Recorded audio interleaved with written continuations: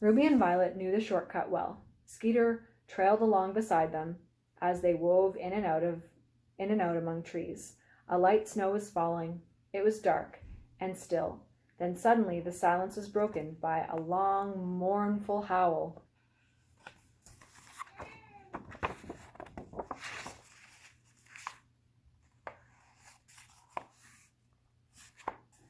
"What's that?" said Ruby. "It sounds like wolves to me," replied Violet. "Let's get out of here." "There aren't any wolves in Fern Hill," said Skeeter. "Something's hurt." There was another cry. "It's over there," said Skeeter. "Follow me. We'd better go have a look."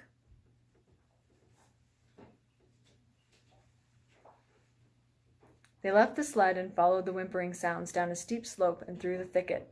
Moments later they discovered a small dog, cold and frightened, with its front paw caught in a trap. Skeeter stepped on the catch, releasing the metal clamps, and lifted the injured paw. "Poor little thing," he said, tucking this shivering animal inside his jacket to keep it warm. "She must be lost." "Could we take her home?" Ruby asked. "Maybe we can keep her. She hasn't got a collar. Let's take this sled. We can think of a name on the way back." "What about Patch?" Violet suggested. "It suits her," Skeeter said. "Yes," Ruby agreed. "Patch would be a very good name."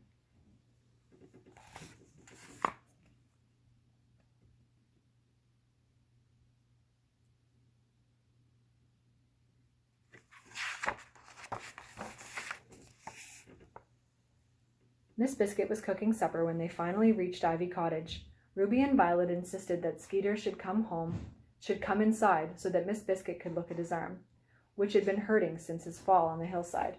"What on earth have you done to yourself?" Miss Biscuit exclaimed when she saw the state of Skeeter's clothes. "And what have you got there?" "This is Patch," said Ruby. "Skeeter rescued her from a trap," and she told Miss Biscuit all about the skiing mishap and their adventure on Fern Hill. Miss Biscuit was certain that Skeeter had sprained his wrist, and she tore up an old sheet to make a sling for his arm. Ruby wrapped Patch's injured paw with the leftover strips of cloth. "You must stay for dinner," Miss Biscuit said to Skeeter. "I've got hot soup and a pie just ready to come out of the oven." She put an extra plate on the table. After his third bowl of soup, Skeeter began to feel much better, and after 2 pieces of apple pie, he said good night and left for home. As they cleared the table, Violet and Miss Biscuit talked about the printing press. "Could I have it, please?" she asked. Miss Biscuit smiled and agreed. "But now you must both go to bed. It's been a long day."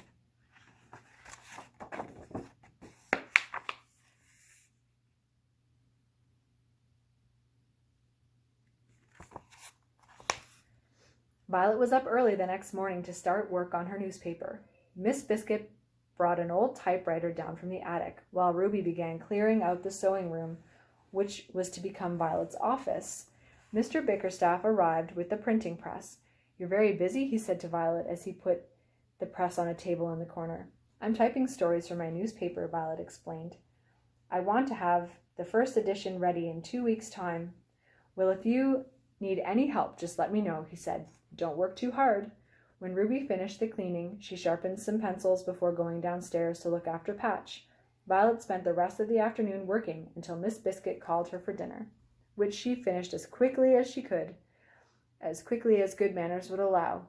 After excusing herself, Violet hurried back to the sewing room and continued typing until bedtime.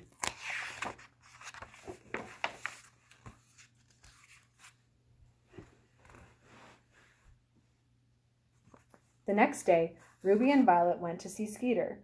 They arrived to find him dragging a ladder across his garden. "Hello," Skeeter said. "You're just in time to witness an amazing scientific experiment. Watch this." He propped the ladder against a pear tree. "What are you going to do?" asked Ruby. "Why, I'm going to fly, of course," replied Skeeter, "just like a bird."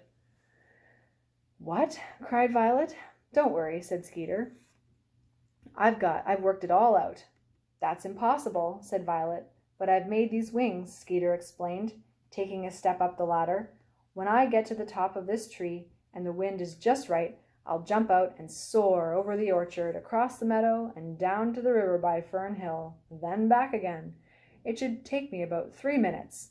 Now, I don't want you to be concerned. It's all scientific." Violet and Ruby were horrified. "Scientific?" said Violet. I've never heard of anything so silly, Skeeter. Skeeter, come down here immediately. Skeeter paused. Can't it wait? He asked. No, said Violet. Please come down. I want to have a serious talk with you. Skeeter sighed and reluctantly started back down the ladder.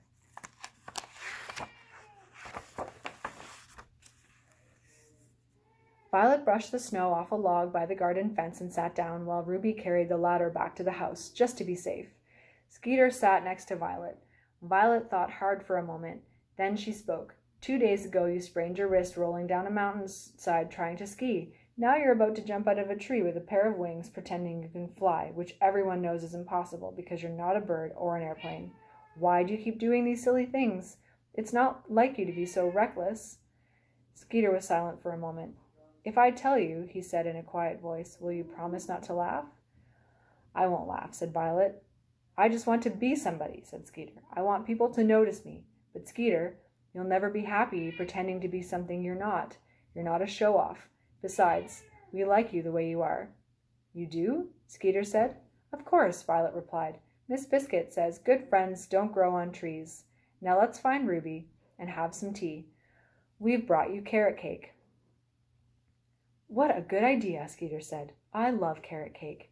Skeeter shook off his wings, and they walked back to the house.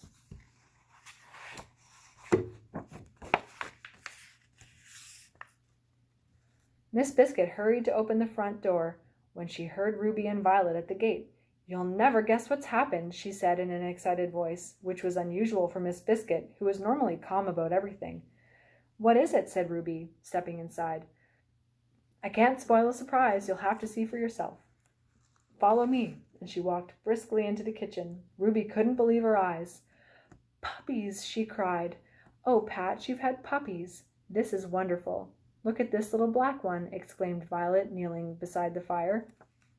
Ruby was counting. There were 5 puppies altogether, and one by one, Ruby and Violet held and gently stroked them. I've just had an amazing idea, said Violet. She put the brown and white puppy back with the others. There's a story here, and I've got to go write it. Violet ran upstairs to her typewriter and began to work. Goodness, look at the time, Miss Biscuit said. I must make some lunch. Ruby offered to help. I'm sure you would rather sit and play with the puppies, Miss Biscuit said kindly. Besides, now you'll have to think of 5 new names.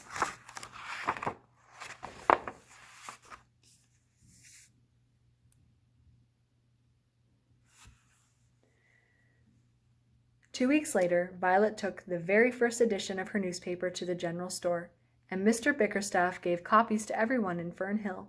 Ruby had written an article with helpful hints on pet care, and Miss Biscuit had contributed a recipe for chocolate chip cookies. The paper was a great success, and Violet was pleased, but no one was more thrilled than Skeeter. The big black headlines read, Ragdoll Press, Hero Saves Lives in Snowstorm Drama. I'm a hero, Skeeter said, a real-life hero. And that was the first edition of the Ragdoll Press. The end.